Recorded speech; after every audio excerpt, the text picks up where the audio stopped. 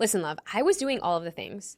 I was doing the green juices, the juice fasts, the cleanses, all of the retreats, the meditations, the workouts, the supplements, my energy, my focus, my sleep, not there. And so if you've been feeling off as well, this is your sign to pause. This is your sign to slow down. This is your sign to give your body the rest that it needs.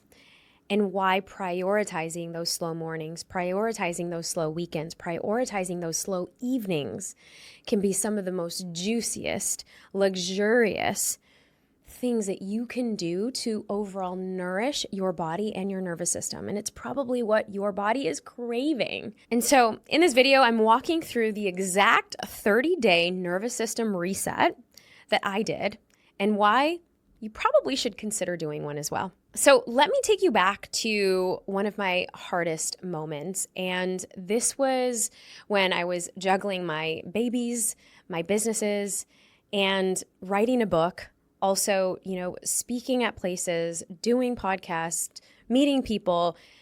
There was a point where I was actually on 200 plus podcasts to promote my book. And at the same time, that was one of the same years that I also launched the Brave Table. I know it was insane and nuts. And not only that, we had also started our newest company, our coaching company, Highest Self Institute at the time, where it was just bananas. Oh, and did I mention that we also moved cities that year? We moved from LA to Austin.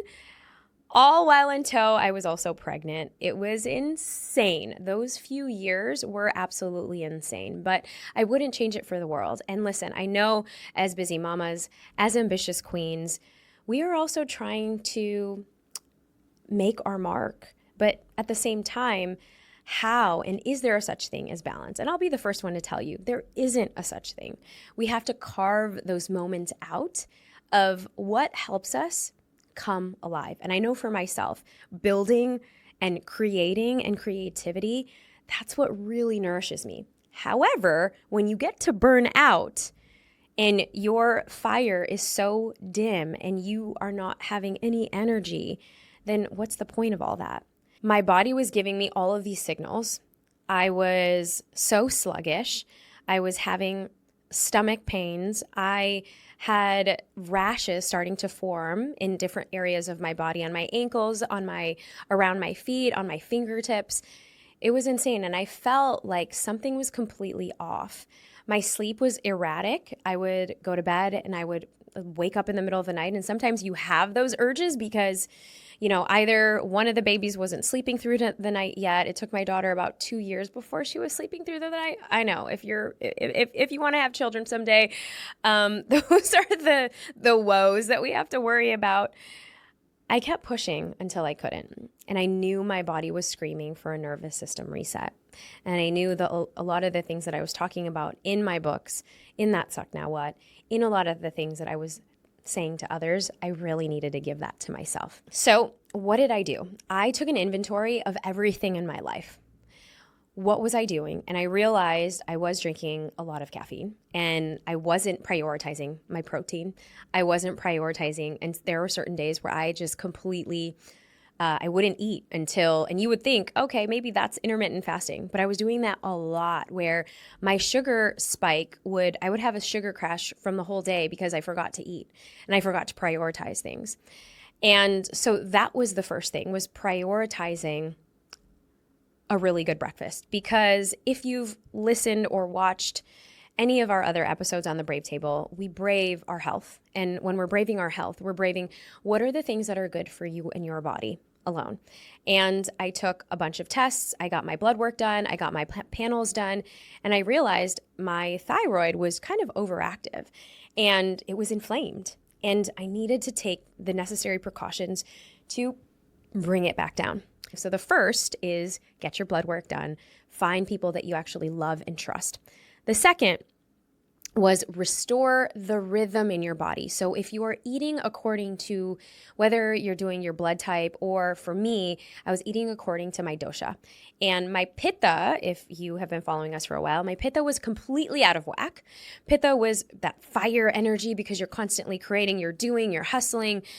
you're doing all the things. Pitta was so out of whack. Kapha was really low. And kapha in Ayurveda, that's kind of your mama bear energy. That's like your wisdom, your sage energy. You're sitting, you're grounding, you're, having your chai, you're meditating. You are fully present and you are still. And I tend to run very vata, where I have so many ideas. And then this was just a year of pitta where it was just, all right, action mode. And so I was fiery, I was hot, I was just in that go, go, go mode where something had to give.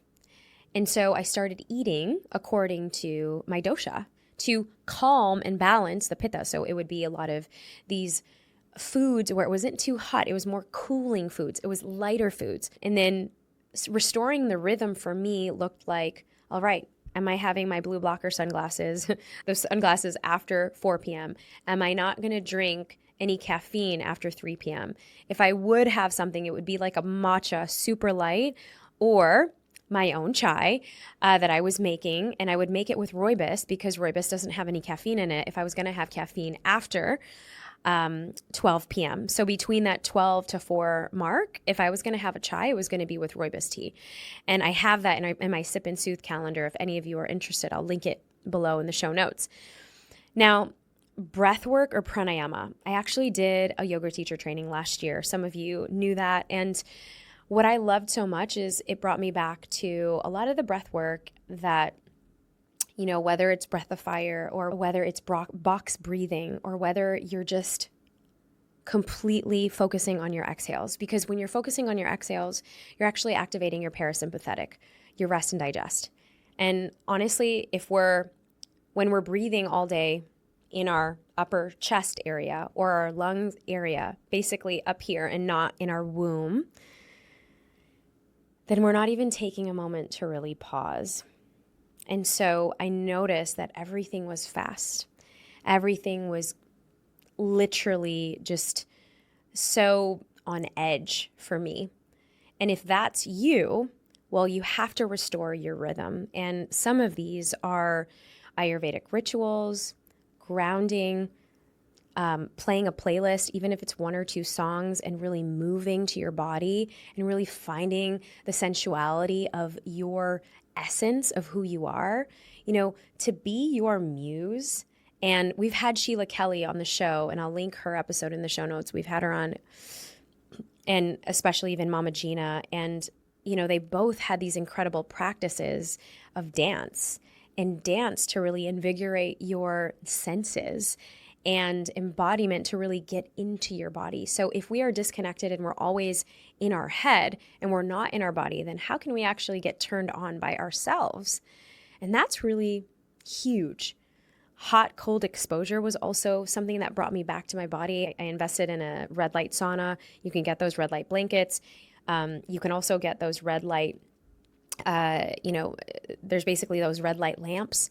But any red light, even if you're using it on your face, it's great because it helps calm your nervous system. And I actually even travel with one now.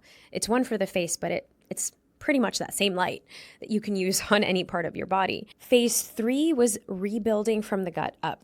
And so there were times where I actually did a Virachana where I needed to do a 5-day cleanse.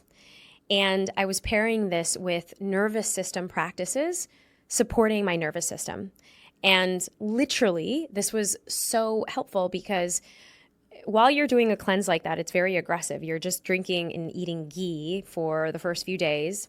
And then the 5th day, it's you're having a little teaspoon of castor oil. Actually, it's not a little teaspoon. I go more into it in one of the solo cast episodes, and I'll link it in the show notes as well. It was probably one of the craziest cleanses I've done because not only did it reset me from the inside out, but I realized how much we do consume and how much our digestion actually needs to take a break. And I was supporting myself with broths and soups and kind of like this rice porridge. It's very popular in Asian culture, congee, and dal rice soups. It was great, but that was the only thing that I was eating for that week. And then I started to play with certain tonic herbal rituals. And a lot of those recipes I do have in the Sip and Soothe calendar. And that was really helpful because I started to see, okay, what did my body like? What did my body not like? What did my body need? And what didn't really care for? And lastly, phase 4 was anchoring that ease. What was working? I was taking account and inventory every single day of what was working in my body, what wasn't. And I knew that, all right, phone out of my bed to reduce the noise pollution was definitely a must.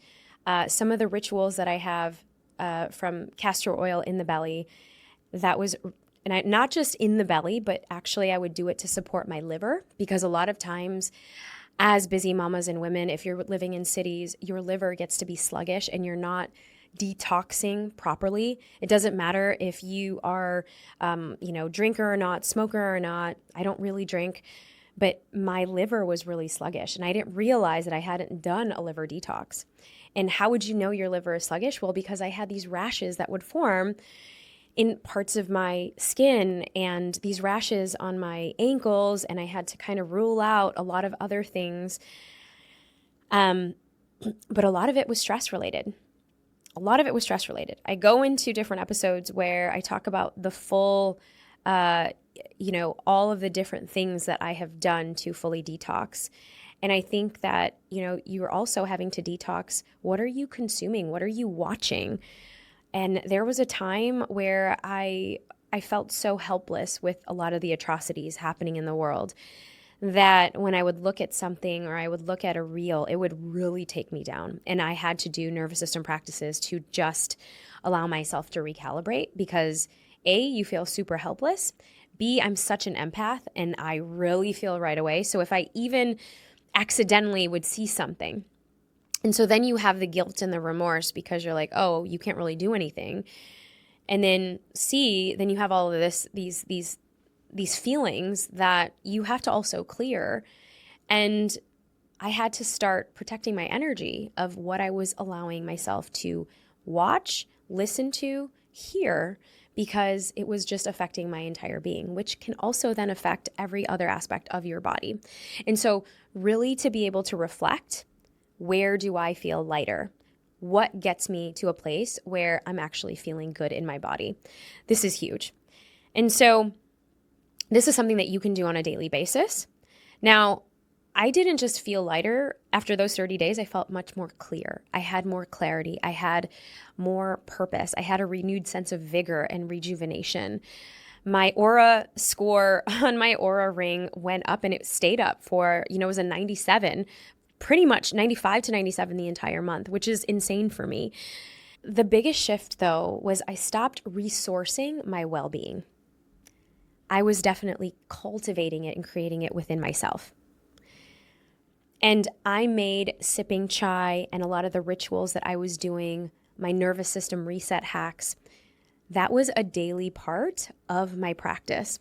So do you have 5 to 10 minutes a day for the next 30 days to commit to resetting your nervous system? I promise by the end of it, you'll feel lighter, you'll feel more clear, you'll feel more at ease. You will feel more of a magnet to attract amazing opportunities, energy, people to your life without doing anything, because you're focusing on you first. Pop below in the comments what you're excited about and if you've ever done a cleanse or a challenge like that. Thanks so much for being here, and I will see you next time. You know I've got so much more in store for you. So if you are really ready to dive in and keep owning your emotions like the boss that you are, you click right here. Go ahead, don't be shy. I'll see you in the next one. Keep shining.